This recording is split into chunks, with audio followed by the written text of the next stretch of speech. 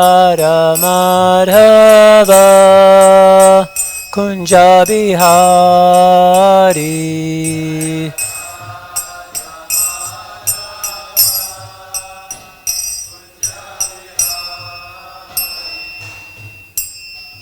Jam Vishnu Pad Panamosa Parajak Charya Astuta Satashishimadis Divine Grace A.C. Bhaktivedanta Swami Prabhupada Ki Jai.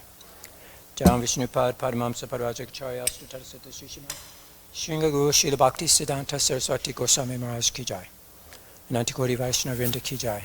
ISKCON BBT Founder Acharya Srila Prabhupada Ki Jai. Namacharya Srila Haridas Thakur Ki Jai. Premsiko Shri Krishna Chaitanya Prabhu Nityananda Shri Advaita Gadadhar Srila Sari Gaur Bhaktavinda Shyamakund Radhakund Giruvardhan Ki Jai. Tulsi Devi Bhakti Devi Ki Jai. Grantaraj Srimad Bhagavatam Ki Jai. Transcendental Book Distribution Ki Jai. Harinam Sankirtan Jaga Ki Jai. Gaur Premananda Hari Bol. All glories to the Summit devotees, Hare Krishna. All glories to the Summit devotees, Hare Krishna. All glories to the assembled devotees, Hare Krishna. All glories, Shri Shri Guru, Shri Gauranga, glories Shri Prabhupada. Om Namo Bhagavate Vasudevaya.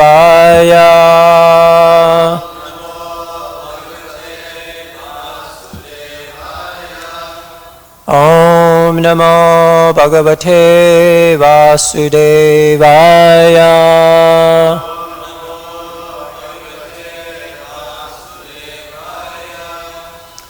Om Namo Bhagavate Vasudevaya.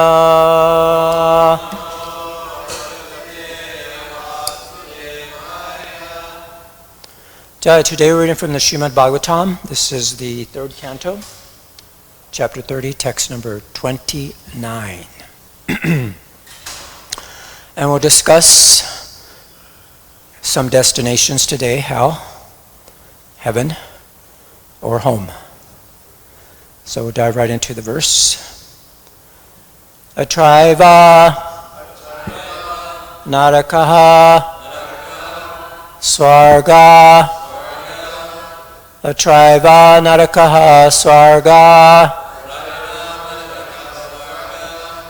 iti mātaḥ pracakṣate iti mātaḥ pracakṣate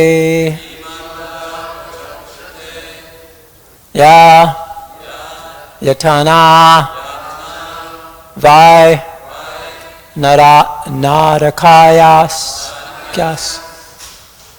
yātanā vai nārakyas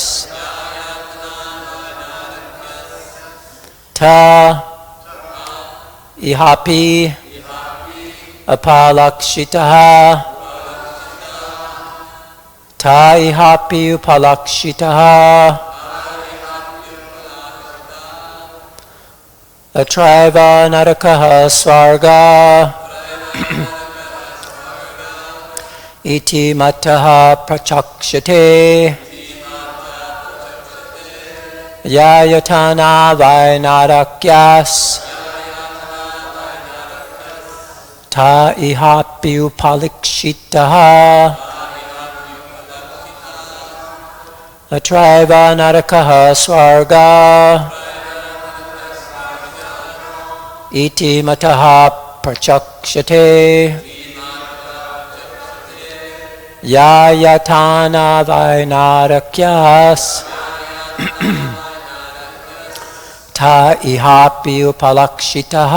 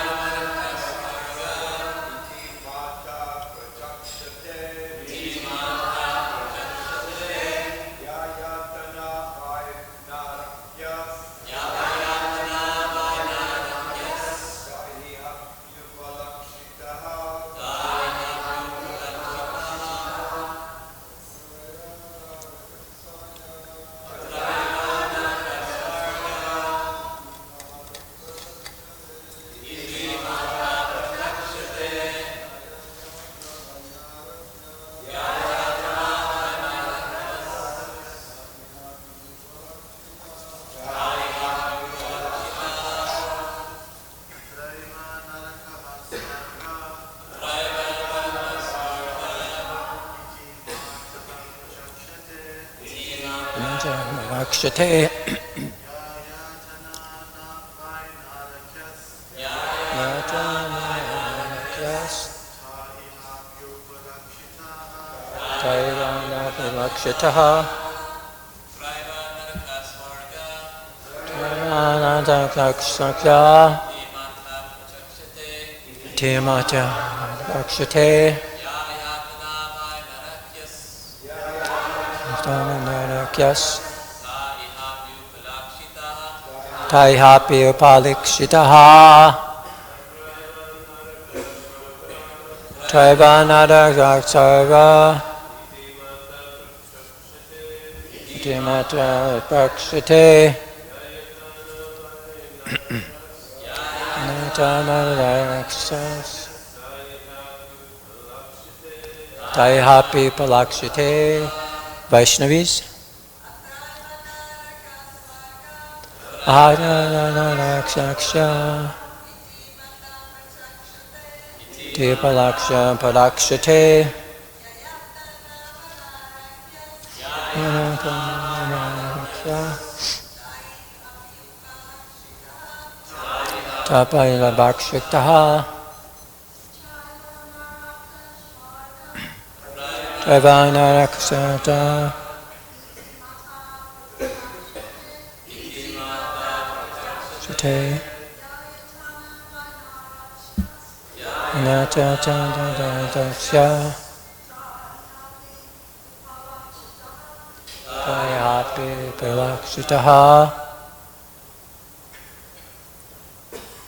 narakaḥ.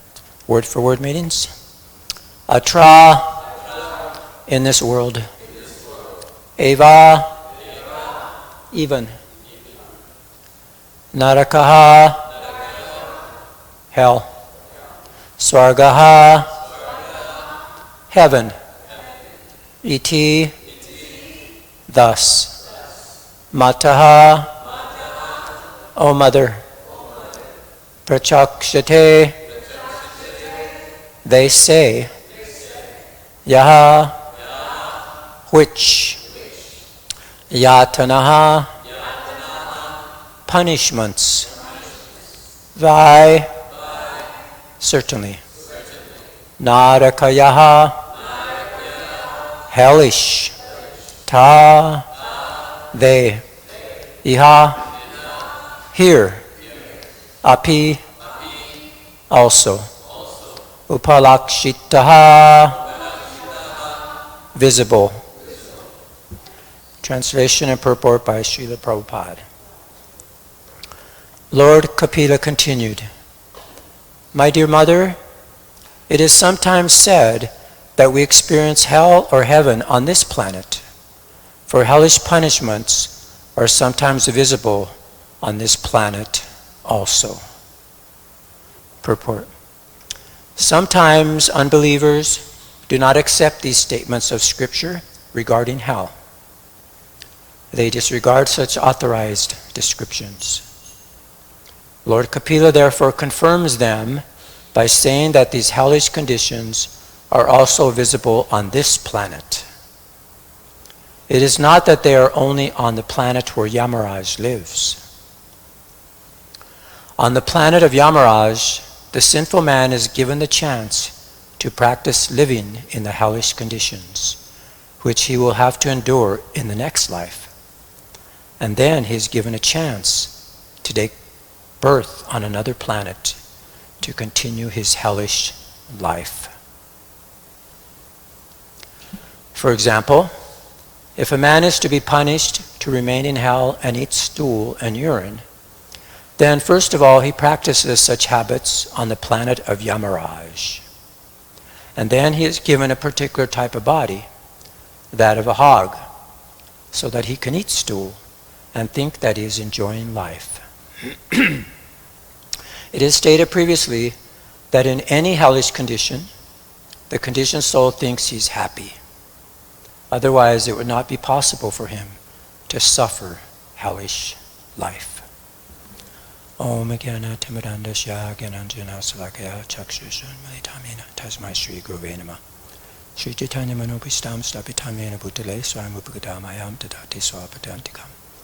Jai Shri Krishna Chaitanya Prabhu Nityananda Shri Advaita Gadadhara Shivasari Gaura Bhaktavinda. Hare Krishna, Krishna Krishna, Hare Hare. Hare Rama, Rama Rama, Hare Hare. Vanchakopa Tubishta Kripasindu Bevacha Patitanam Pavanebhyo Vaishnavebhyo Namo Namaha. Namo Vishnu Padaya Krishna Vistaya Bhutale Shrimati Jai Pataka Swami Nityanamane. Namachara Padayane Nityakripa Padayane Gorakade Damadara Nagara Gramatarane. Namo Vishnu Padaya Krishna Vistaya Bhutale Shrimati Bhaktivedanta Swami Nityanamane. Namaste Saraswati Devi Gauravani Pacharane Nirvisesha Sunyavadi Paschita Desatarine. So just see, this is the covering potency of Maya. And let's go to the verse again. Lord Kapila continued, "My dear mother, it is sometimes said that we experience hell or heaven on this planet. For hellish punishments are sometimes visible on this planet also." So what I'd like to do, with our inspiration from Gaudacandra Prabhu, is go through the overview here. In this chapter, Lord Kapila is talking about the adverse fruitive activities. And in the first 18 verses, it talks about the life and death of a materialist and the power of time, how it destroys everything that he works so hard for. And then he finds a particular satisfaction in any kind of species, even in hell. So it's kind of similar to our verse today. And then the impetus for family life is deep-rooted for his family, for his women, for his wife and children. And constant anxiety to maintain them. And then by doing that, maintaining them in a wrong way, he commits violence and goes to hell.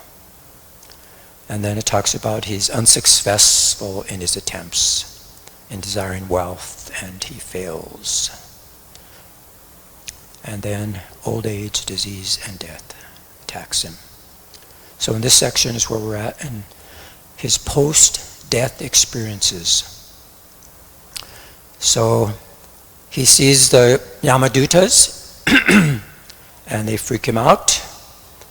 And then on his way to hell, he's bitten by dogs. And in just a few moments, he passes 99,000 yojanas. And then he undergoes various hellish punishments. And just to show that it's nothing imaginary, in our verse today, sometimes hellish punishments are even visible here, so that we can relate to that. And then he describes who goes to hell: one who maintains oneself and family by sinful means. They go to Anda Tamishra. So then it describes hell, lower births, and the human birth. So that's where we are. So we see this whole Bhagavatam is the answer to Yamarāja's question, what to do at the time of death. Not only that, is explaining what happens at the time of death and after death. And so this is really opening our eyes. And it kind of shocks us into, like, it kind of breaks through that Maya's covering. What's it called? The Andira covering or something? Antarya covering of Maya. So we read something and then all of a sudden we're broken out of that shell and we begin to see, oh wow, this is how it is. So we should really try to understand that. So anyway, we're going to see he's going to encounters the messengers of death. He's captured, he's prepared for punishment, and is given a particular type of body to experience that. So what they do is they drag the soul out of the body with the subtle body, and they give him another type of body, just particular for the type of punishment he deserves. So just like you go to heaven, you get a particular body to enjoy to the max. We can't enjoy in the heavenly planets with this particular body. It's not suited. So similarly, for the hellish conditions, we also have to have a particular type of body. And you're punished without dying. So that's amazing. So it's a painful journey on the way to hell. And then when you get there, you're given a particular type of body on the way to hell. And then when you get to hell, you get another type of body to experience just particular type of pain that your karma gives you, so that you can experience being bitten by serpents, scorpions, gnats, how you can have your limbs cut off and torn apart, and you're hurled from hilltops, and so many different ways where you would just practically thinking about it, you could faint. But here, you don't die. You just keep experiencing it. So it's amazing. So then there's all kinds of different hells described. We won't describe those. That's in the 5th canto, describes more. And then today we're discussing this hellish conditions on earth. So Lord Kapila is confirming that. And then they get the consequences, and then the cycle goes on unless we awaken to our spiritual consciousness. So this is where we are discussing right now. Okay, so we'll go on to another topic, visual here.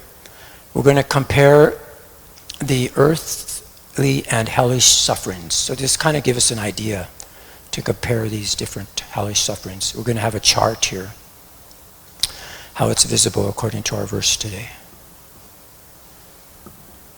So we're going to talk about the aspect, the earthly suffering, and the hellish suffering. So we'll compare to see.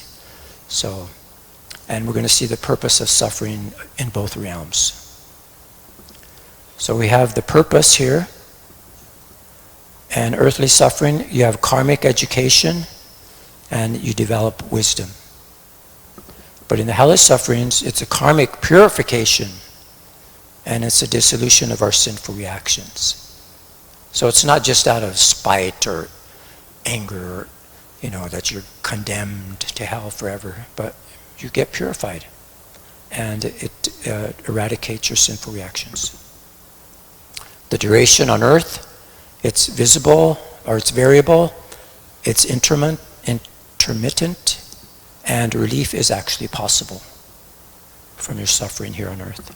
But in the hellish sufferings, it's fixed by your karmic debt, and it continues until it's exhausted.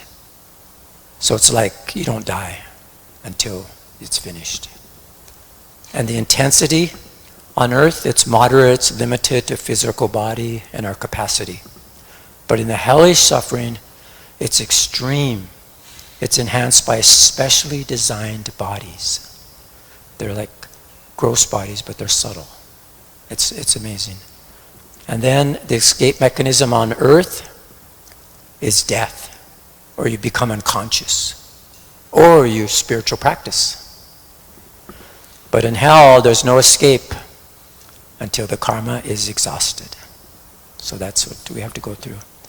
So what are the examples here on earth? There's chronic diseases, addiction, mental anxiety, poverty. We go on and on. War, so many things happening today. These are happening. Prison. And then in hellish suffering, it's all going to be described.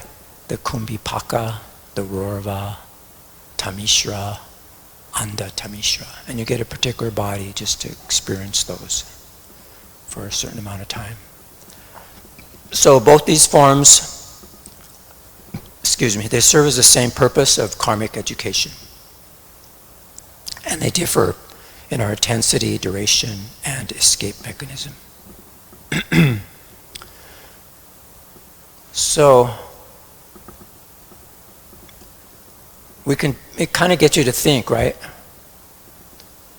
What examples from our life or observations can we reflect on these hellish punishments that are visible on this planet?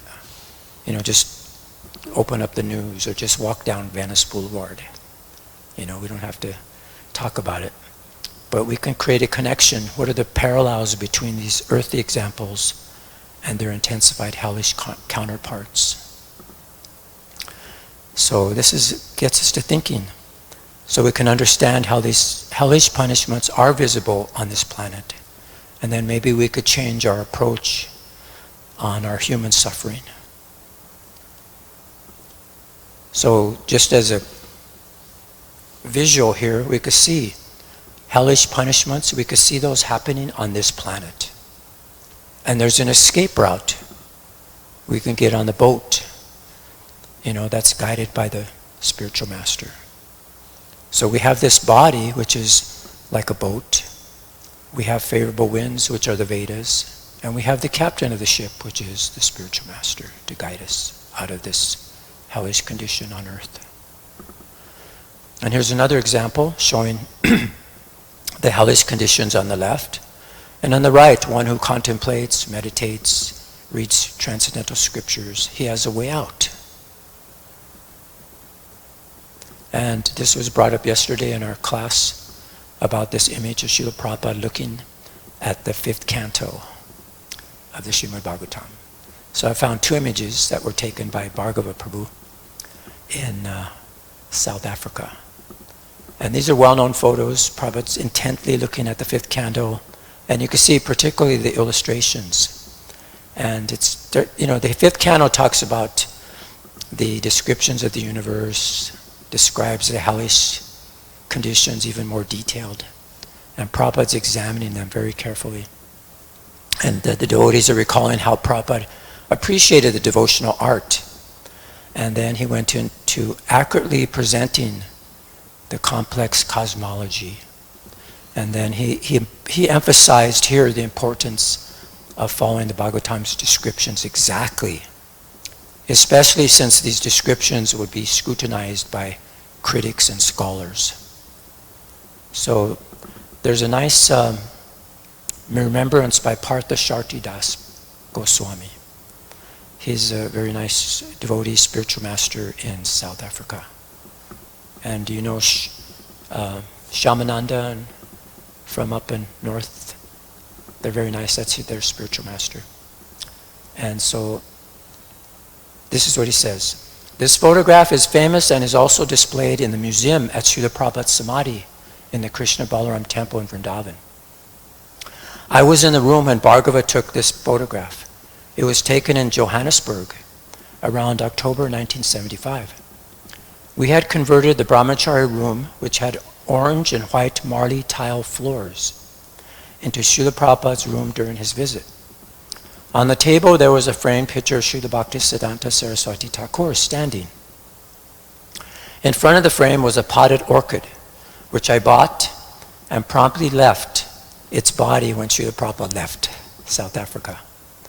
And then he recalls this devotee named Rita Prabhu had gone to the airport to collect the just printed Srimad Bhagavatam 5th Canto, Volume 1 and 2, and the latest Bhakti Guided magazine. And then he rushed into Prabhupada's room to present the book, and he accompanied him. And so Prabhupada carefully looked at the pictures, and this picture in this canto depicts hellish conditions, and Prabhupada examined each picture very carefully.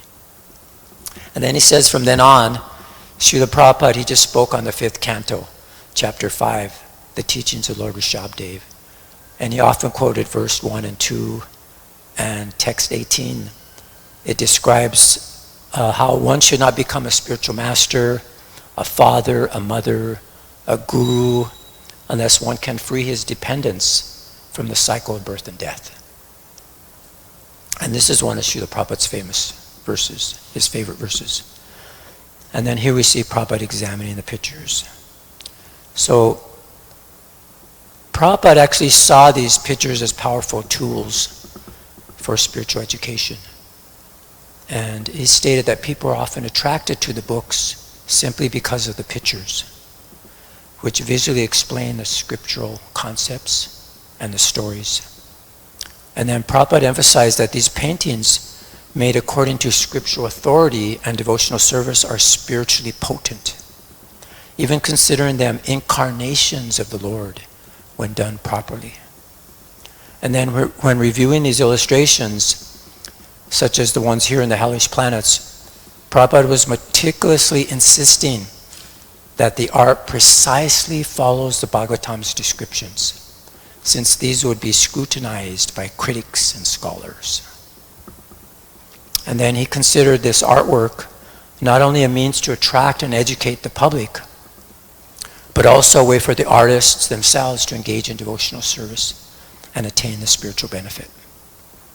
And so Prabhupada's engagement with these pictures It simply underscores his mission to present Vedic knowledge authentically and accessible to the world.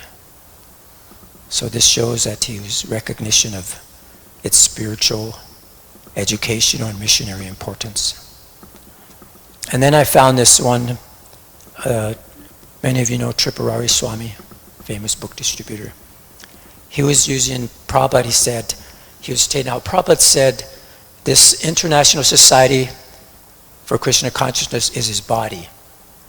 And then he said, I'd venture to assert that book publishing was his soul, right? I think Prabhupada said it was like his lifeblood or something too. And then so he said, this body-soul metaphor leads naturally to the conclusion that book publishing is very important. In fact, more important than the corporate institution. And we see that's why Srila Prabhupada separated the two, just in case, that the book distribution will constantly go on. And so, even though the institution is spiritual, what he says here is that inasmuch as it conforms with and serves to facilitate the dissemination of the ideal embodiment of the revealed scripture, to the extent that it ceases to do so, it becomes irrelevant. So in the language of His Divine Grace, books are the basis. So just to show the importance of book distribution, Prabhupada wanted these books to wake people up, snap them out of this bubble of Maya, covering us, making us in ignorance. So do you want to see a few pictures that Prabhupada's looking at? So here's a few more pictures here. These are the housed Tamishra and Anda Tamishra on the right on top. That's, you see, for illicit sex. And then for cooking living entities alive, you put into this particular house. And then for stilling, you're burned and you're, so many things. And then for drinking alcohol, this is what happens. So these are accurate descriptions. And then here's the other hell described in the 5th canto, Anda Tamishra and Rorva. Anda Tamishra is reserved for those who cheat others and enjoy their wives and children. And the suffering is compared to being chopped, like a tree being chopped, and roots. And can you see different ones in here if you zoom in? I don't know if I could kind of show you here or not. Oh, it goes to the next one. We'll go back. So, yeah. And then Rorva and Maharorva, you see here, those who maintain their bodies by harming others. So these fierce animals called rurus, they inflict severe pain by attacking and devouring the flesh of sinful persons. And at the same time, your body is being burned. And you can see parts here where the elephants are lopping off the different limbs of the body. And you see the body, special body, you're running without your arms and your head even. And other places you're being forced to eat others' flesh and you're eating your own flesh.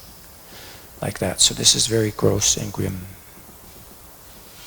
So let's show the different layers of embodiment according to our Vedic cosmology. So here we have our soul, right? We'll walk through the different layers. This is the Atma. And this is the center, the eternal spiritual entity. It remains unchanged. And then you get another body, which is the hellish body. It's even more gross. And this is the nārakyaḥ. And this is where it's specially designed for experiencing purificatory suffering. And then we have another, even getting more gross body here. The subtle body. This is the sukshma sarira. And this is the mental emotional vehicle that carries karmic expressions. And then we have the outer circle here, that's the gross physical body, the stula sarira. And that's made of, we see the different elements. The material body we inhabit on earth.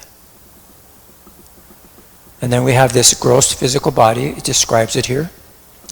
It's temporary, it's subject to disease and death, it's composed of those 5 elements. experiences pleasure and pain, and it changes with each birth.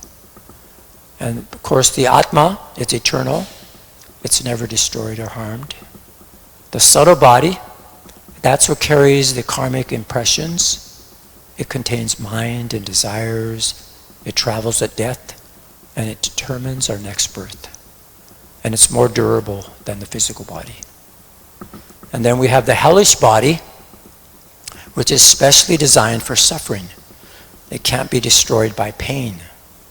Extremely sensitive, but it's temporary for purification. And it's tailored to specific karma. Just like you have 8,400,000 different species, on this earthly realm and this universe. So you have different species also in the hellish, you get different hellish bodies. So these are the body coverings according to our Vedic understanding.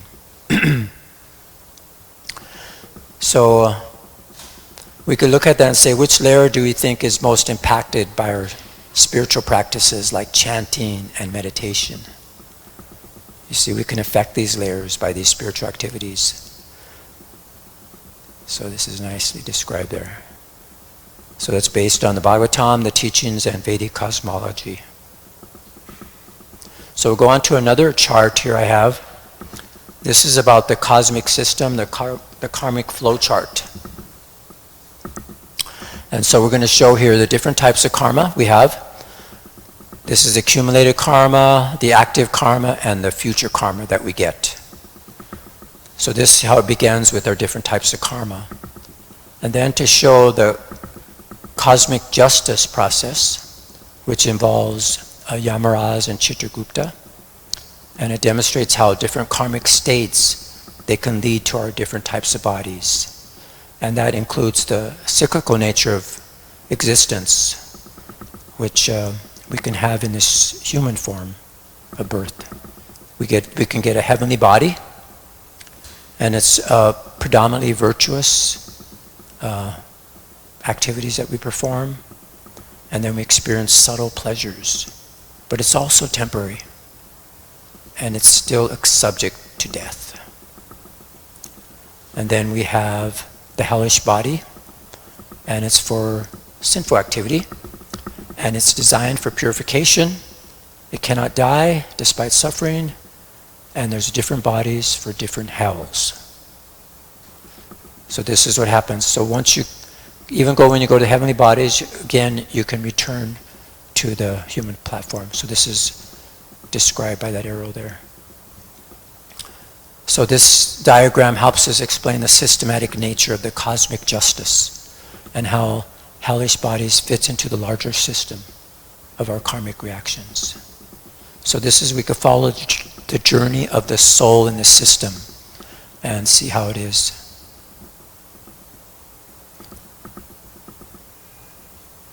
So we'll go on and to one more chart here. And this is the different processes. This is another cycle that we can go. And this is to go beyond the cycle by performing all these different types of yoga that we have. Of course, we see here Jnana Yoga, it's true knowledge which leads understanding to the Supreme Personality of Godhead. But it's mere philosophical knowledge without devotion. So that's why we have to add bhakti to all these different ones. Even karma, you may perform service without attachment, but it has to be mixed with bhakti, with Krishna involved. And same with Raja Yoga, meditation. In its highest form, it's meditation which focuses on Krishna rather than on impersonal aspects. So this is what it's Bhakti Yoga and surrender. That's the highest form of surrender. And then what happens? That's how we get our spiritual body, the Satchidananda, eternal, full of knowledge, full of bliss, and beyond this material existence. So this is how we actually completely get out of the cycle from this, going from birth and death to the different realms, like that. So actually there's two paths, the soul we described. We mentioned three things like hell, heaven, and home. But actually there's the material cycle, which is heaven and hell, and then there's the spiritual, which leads to this liberation, the spiritual body. So the spiritual body, isn't just another type of body. It is, assigned after death, but it represents freedom from this entire cycle of material bodies. And all those multiple spiritual paths that we talked about can lead to the attainment of the spiritual body. So when we chant Hare Krishna, we purify all those layers, and we actually purify ourselves. So this is just a nice visual. So that's the freedom from entire cycles of material bodies. So just to prove our point here, I heard about this. Has anybody ever watched The Twilight Zone when I was a kid? Talks about all these different things. So this is called the Black Mirror. It's a takeoff from that. And there's one episode that I heard about how you relate to virtual punishment. So this egg-like thing is it's called a cookie. And what it does, it creates digital copies of your human consciousness. And it duplicates a person's complete consciousness, his memories, his personality, and it exists inside a computer. And what they do, they have these officers that they can rate the time of perception like 1,000 years per second or per minute. So the digital consciousness experiences time at dramatically different rates than reality. And so this creates a situation where the person experiences millennia while only a few minutes pass. So this is, giving us an idea is that this digital copy, and which was called, this particular episode was called the White Christmas. And what they do is they give them some punishments, and they can't die also digitally. And it feels like they're doing it for thousands of years. So just like our hellish bodies described, that we just described, this digital consciousness never ages, it never dies, and it can't escape. It's trapped in this virtual reality, and where it's repeated over and over again. And so this is an interesting idea just to show, they probably get these ideas from these Vedic literatures to show how it relates to what we're talking about today. And this this technology, this fictional scenario, scenario. And then there's another episode in the Black Mirror which talked about the White Bear Justice Park. It's similar. There's a justice theme park where your memory is wiped daily, and you keep going through the same torture every day. You forget what you did, and then you have to go through it again and again, which is different than what we talk about, is that you remember as you're going to hell, the dogs are biting you, and you remember all your sinful reactions. But here they don't quite get it. So that's just kind of a thing I was reading about this particular episode. So we see reflections of ancient Vedic concepts of punishment, and particularly the idea that consciousness might experience suffering repeatedly as a form of justice regarding, whatever type of body we have. So these are contemporary audiences to help you grasp the Vedic concept. So here we see the sinful person, he's died, and as we mentioned, as he's dragged down to hell, he's bitten by these dogs, and his punishment begins. And so this is where we're forced to remember, and then we get our justice. Unlike the episodes that they're putting on, this modern day ideas.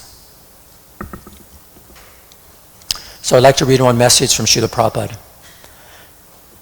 Please take this mission of Krishna consciousness and go everywhere to every corner. I am thankful to you. You're already doing that. In Europe and America, people are deep asleep because people are sleeping under misguidance. And they're becoming candidates for being carried away by the Yamadutas. This is the position of the whole world. Yamadutas. Yamadutas will not excuse you. However, you may be very proud of becoming independent to save human civilization, the rascal civilization, that there is no life after death. and you go on enjoying as much as you like. This wrong civilization is killing civilization. So you save them, otherwise Yamadutas are there. That was in Vrindavan in 1975, Srila Prabhupada said that. So just to give you an idea here, I gave a class online. Every other Friday I give class online, and we were reading the 6th canto, and this verse came up for me, and which goes like, he saw these 3 awkward persons, deformed bodies, and he describes them. They had these ropes, and then, they were coming after him, and then he chanted his child's name, Narayana, Narayana, and then these Vishnu Dutas came. So the day before I gave this class, I got a letter, an email from a devotee. And many of you know Kandita Devidasi. And she said that she actually saw the Yamadutas. So she said, she wrote me this email. She said, unfortunately I was unable to come up with a more decent drawings of the complete scene of what I saw. When the 2 Yamadutas suddenly appeared in front of me out of a black tunnel. So I'm only sending you a single sketch of the head of the one in front coming out at me through the tunnel. I hope that will suffice for now. I am much better at painting with colors than I am with black and white drawings. But paintings take much, much longer to do. In the future, I'm going to continue on this illustration project and will eventually complete a painting which I can share with you and you can have for your art files, should you need it in the future. So she knew I was going to give this verse the day before, so that's why she emailed me. And she asked me if she can speak about her experience. And I said, sure. So she gave this class, at class, she told me to show the drawing in the class. So she said when she was 11 years old, she had severe pneumonia and was asleep at 107-degree temperature. And she saw this black tunnel opened with 2 horrible beings. They had hooks attached to the rope to yank out the soul. And then she saw a path back, and a second Yamaduta was also holding a rope. And this one was blackish, more than the illustrations, with rough, coarse black hairs, heads elongated, dog-like sharp fangs, ears straight up like Doberman Pinscher dog, hairy, claws sharp, long, strong built. Her mother was sleeping beside her, and she watched her and she held her arm. So this is what really convinced her that there was 2 worlds, a subtle world beyond ours, just hidden beneath the surface. So she said the mother couldn't save me, and she realized that this is not all there is. So that's when she started her search for the absolute truth. She couldn't find it in the church, but then finally, she found the devotees.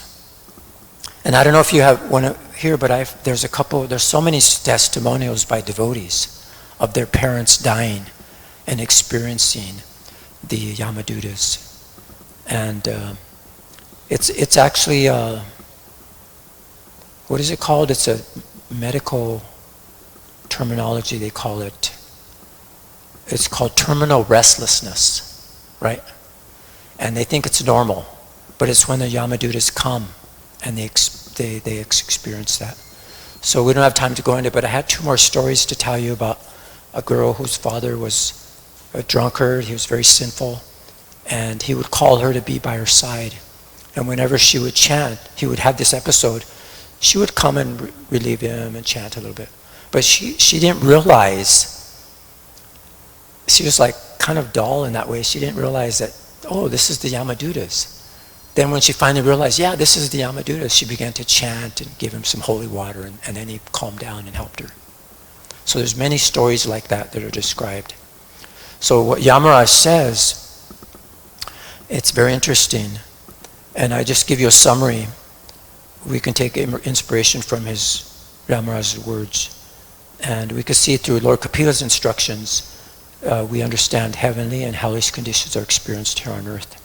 So Yamarāja, the Lord of Death himself, He instructed his servants not to approach those who have surrendered to the lotus feet of the Supreme Lord. These devotees who have tasted the honey of Krishna's lotus feet are protected by the Lord's own club. Even Brahma at the time and time itself cannot touch them. The most powerful revelation comes in Yamarāja's declaration that only those who neglect their true duty in human life, devotion to Vishnu, should be brought for punishment.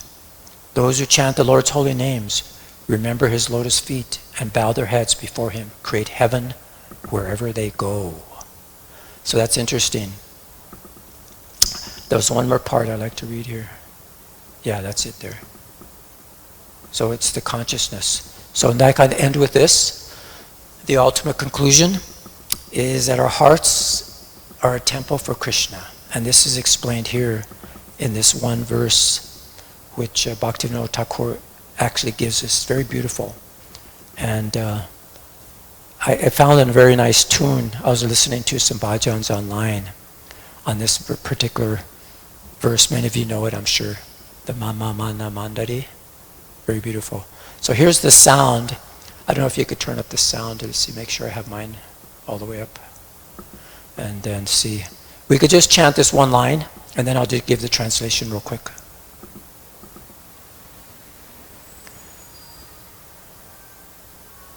So we could just chant along with it. Well, he's going to chant, then we could respond. And this is by Gaudacandra Prabhu. You know him? He travels with his Guru Maharaj and Amala Kirtan.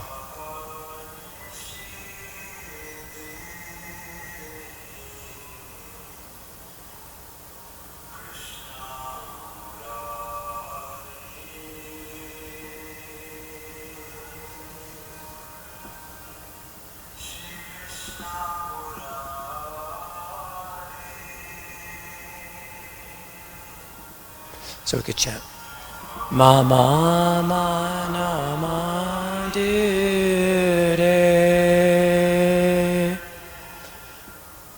rahani shidin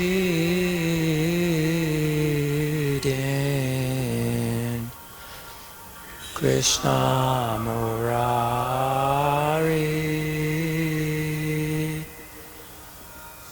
Shri Krishna Murari.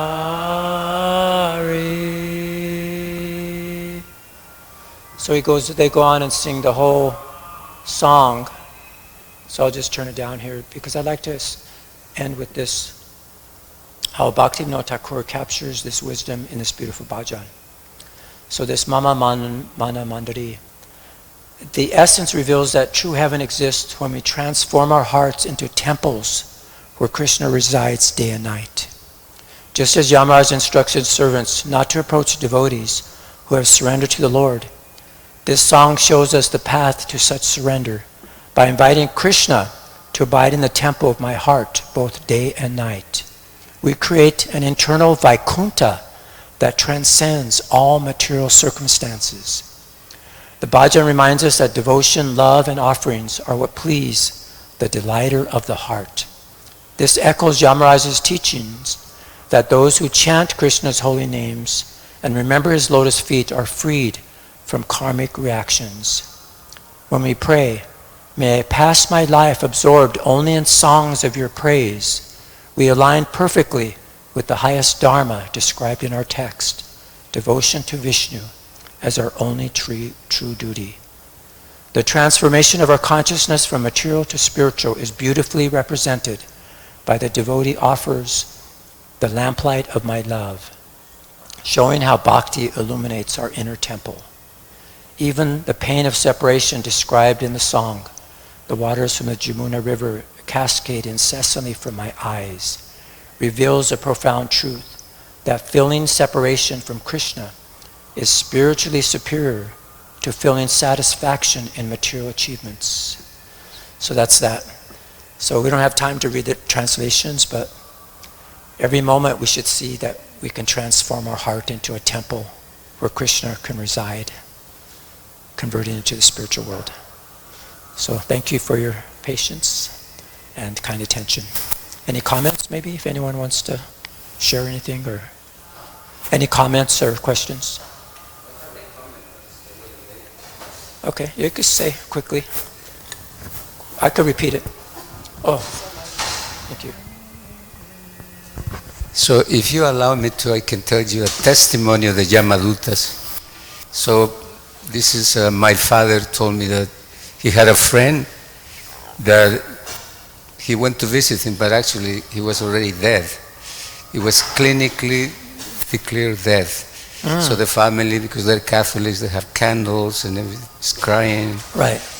But what happens is that that was at night, but early in the morning he came back. He came back again. Came back to life. So then, interesting to see that we're describing the Yamadutas going to the person who actually, the one who, is going through this psychological thing. It was revealed to him, but actually it was not him. He was describing the story of the people, neighbors. He said, you see the man in the shop there, for the butcher? He said, yeah. He said, well, he was tied up to a tree and he was beaten up like anything. And you see the man on the other corner, the one who has a liquor shop. He says, that one, they have dogs and his chains, chained up. His body was chained up and dogs biting him. So wow. That was usually it's like, I was expecting to hear that the man who died had the experience, but he was revealing the stories of neighbors. Amazing. Yeah. Wow, that's great. Thanks for sharing. Did you want to say something, Prabhu? I just wanted to ask about just the difference between people who are on hellish planets who are experiencing some karmic yes. In the particular bodies. Yeah. Versus, we hear of demons and they're also living on hellish planets of some kind, but they're also higher, they're more advanced as well. Can you describe the difference between demons who are being punished and demons who are fighting the demigods? Because clearly those are two different people. Yeah. It's all based on their mentality.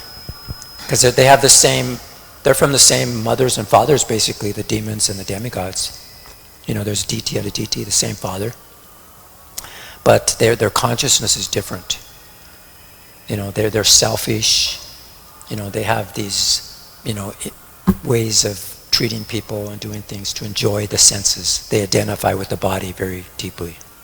Whereas the demigods, they know there's Krishna, there's a higher reality, and their purpose is to try to please him the best way they can. But they still have material desires. So they're kind of not pure devotees, but mixed devotees. So those kind of demons are, they're free to do as they wish. They're fighting demigods and they're doing all these things. Yeah. And then there are these people who are suffering their reactions and they're, basically running out a karmic debt. Where do they live respectively? The demons? Yeah, like the demons who are fighting demigods, are they on in the lower planetary systems? Because I know there's some lower worlds that are actually full of pleasure, but it's sinful pleasure, Let's describe that. In the beginning, the demigods and the demons would have their own planets. And then as it became more and more degraded through time, they're on the same planet. And then it became more and more degraded, they were in the same families, as we see, And then it became even more degraded, it's in the same body. So we have those same heavenly demoniac mentalities within ourselves. So, it's amazing. Yeah. Jai. Jai, thank you so much. Hare Krishna.